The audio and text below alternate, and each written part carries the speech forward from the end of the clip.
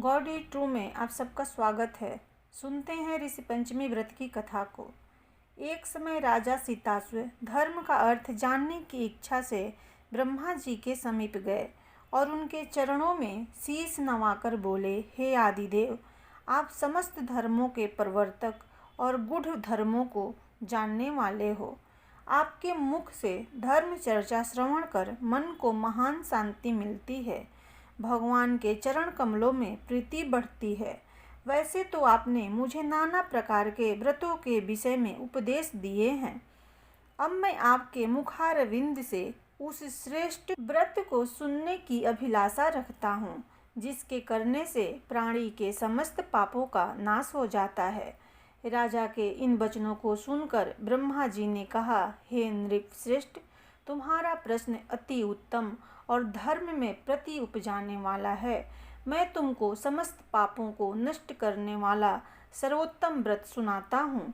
यह व्रत ऋषि पंचमी के नाम से विख्यात है।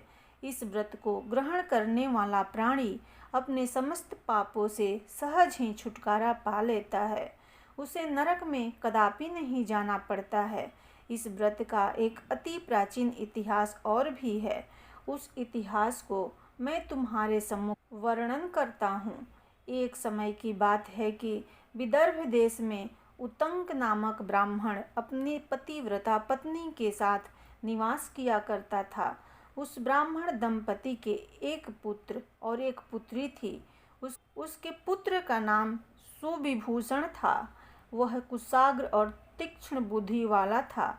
उसने अल्पकाल में ही चारों वेदों को पढ़ लिया। हे राजन, उत्तंक ने अपनी पत्नी की परामर्श से अपनी पुत्री का विवाह एक सुयोग्य ब्राह्मण कुमार के साथ कर दिया, किंतु भगवान की गति ही कुछ ऐसी थी कि कन्या विवाह 1 माह पश्चात ही विधवा हो गई।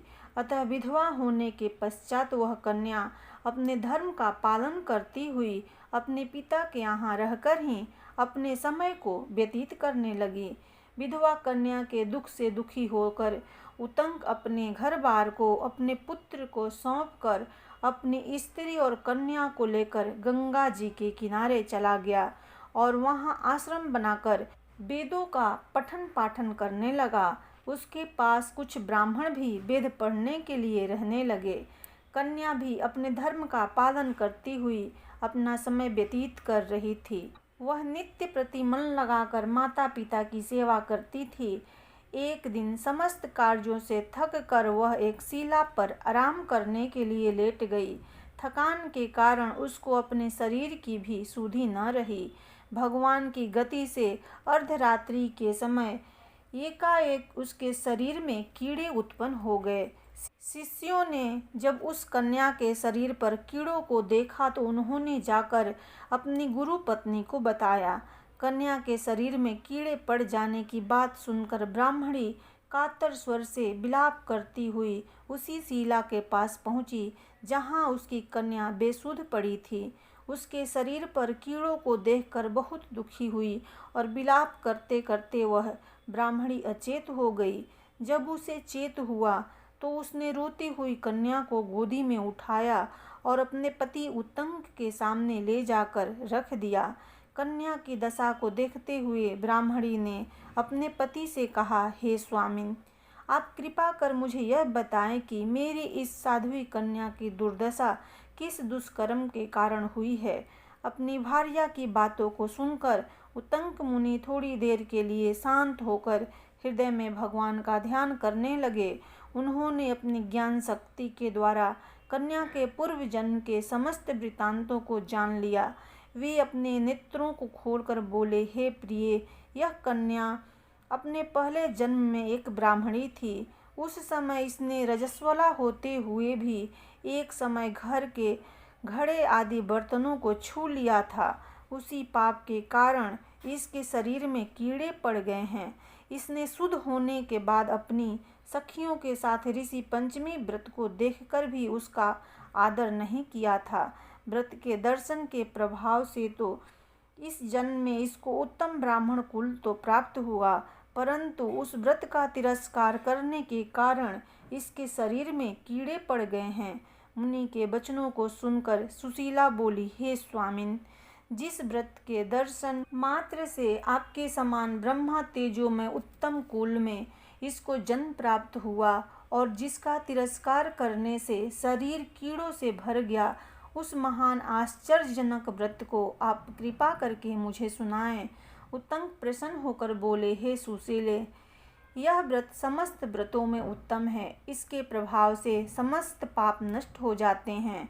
इस व्रत को धारण करने वाला निश्चय ही दैहिक, भौतिक और दैविक तीनों प्रकार के कष्टों से छूट जाता है। व्रत को धारण करके स्त्रियां सौभाग्य को प्राप्त करती है। यह महान व्रत भादो मास के शुक्ल पक्ष में पंचमी को होता है। इस व्रत के प्रभाव से उसे अपने पूर्व जन्म का स्मरण रहता है। युधिष्ठिर ने प्रश्न किया, हे देवेश, मैंने आपके श्रीमुख से अनेकों व्रतों को श्रवण किया है। अब आप कृपा करके पापों को नष्ट करने वाला कोई उत्तम व्रत सुनावें। राजा के इन वचनों को सुनकर श्री कृष्ण जी बोले, हे राजेंद्र, अब मैं तुमको ऋषि पंचमी का उत्तम व्रत सुनाता हूँ, जिसको धारण करने से स्त्री समस्त पापों से छुटकारा प्राप्त कर लेती है। हे नृपोतम, पूर्व समय में वृतासुर का वध करने के कारण इंद्र के उस समस्त पाप को 4 स्थानों पर बांट दिया। पहला अग्नि की ज्वाला में, दूसरा नदियों के बरसाती जल में, तीसरा पर्वतों में और चौथा स्त्री के रज में। उस रजस्वला धर्म में जाने अनजाने उससे जो भी पाप हो जाते हैं, उसकी शुद्धि के लिए ऋषि पंचमी व्रत करना उत्तम है। यह व्रत समान रूप से चारों वर्णों की स्त्रियों को करना चाहिए। इसी विषय में एक प्राचीन कथा का वर्णन करता हूँ। सतयुग में विदर्भ नगरी में सेनजित नामक राजा हुए। वे प्रजा का पुत्रवत पालन करते थे। उनके आचरण ऋषि के समान थे। उनके राज्य में समस्त वेदों का ज्ञाता, समस्त जीवों का उपकार करने वाला सुमित्र नामक एक कृषक ब्राह्मण निवास करता था। उसकी स्त्री जयश्री पतिव्रता थी। ब्राह्मण के अनेक नौकर चाकर भी थे। एक समय वर्षा काल में जब वह साध्वी खेती के कामों में लगी हुई थी, तब वह रजस्वला भी हो गई। हे राजन, उसे अपने रजस्वला होने का भास हो गया, किंतु फिर भी वह घर गृहस्थी के कार्यों में ही लगी रही। कुछ समय के पश्चात दोनों स्त्री पुरुष अपनी अपनी आयु भोग कर मृत्यु को प्राप्त हुए। जयश्री अपने ऋतु दोष के कारण कुतिया बनी और सुमित को रजस्वला स्त्री के संपर्क में रहने के कारण बैल की योनि प्राप्त हुई। क्योंकि ऋतु दोष के अतिरिक्त इन दोनों का और कोई अपराध नहीं था, इस कारण इन दोनों को अपने पूर्व जन्म का समस्त विवरण याद रहा। वे दोनों कुतिया और बैल के रूप में रहकर अपने पुत्र सुमित के यहाँ पलने लगे। सुमित धर्मात्मा था और अतिथियों का पूर्ण सत्कार किया करता था। अपने पिता के श्राद्ध के दिन उसने अपने घर ब्राह्मणों को जिमाने के लिए नाना प्रकार के भोजन बनवाए। उसकी स्त्री किसी काम से बाहर गई हुई थी कि एक सर्प ने आकर रसोई के बर्तन में विष उड़ेल दिया। सुमित की माँ कुतिया के रूप में बैठी हुई यह सब देख रही थी। अतः उसने अपने पुत्र को ब्रह्मा हत्या के पाप से बचाने की इच्छा से उस बर्तन को स्पर्श कर लिया। सुमित की पत्नी से कुतिया का यह कृत्य सहा न गया और उसने एक जलती लकड़ी कुतिया को दे मारी। वह प्रतिदिन रसोई में जो जूठन आदि शेष रहती थी उस कुतिया के सामने डाल दिया करती थी, किंतु उस दिन से क्रोध के कारण वह भी उसने नहीं दी। तब रात्रि के समय भूख से व्याकुल होकर वह कुतिया अपने पूर्व पति के पास आकर बोली, हे नाथ, आज मैं भूख से मरी जा रही हूँ। वैसे तो रोज ही मेरा पुत्र खाने को देता था, मगर आज उसने कुछ नहीं दिया। मैंने सांप के विष वाले खीर के बर्तन को ब्रह्मा हत्या के भय से छूकर भ्रष्ट कर दिया था। इस कारण बहू ने मारा और खाने को भी नहीं दिया है। तब बैल ने कहा, हे भद्रे, तेरे ही पापों के कारण मैं भी इस योनि में आ पड़ा हूँ। बोझा ढोते ढोते मेरी कमर टूट गई है।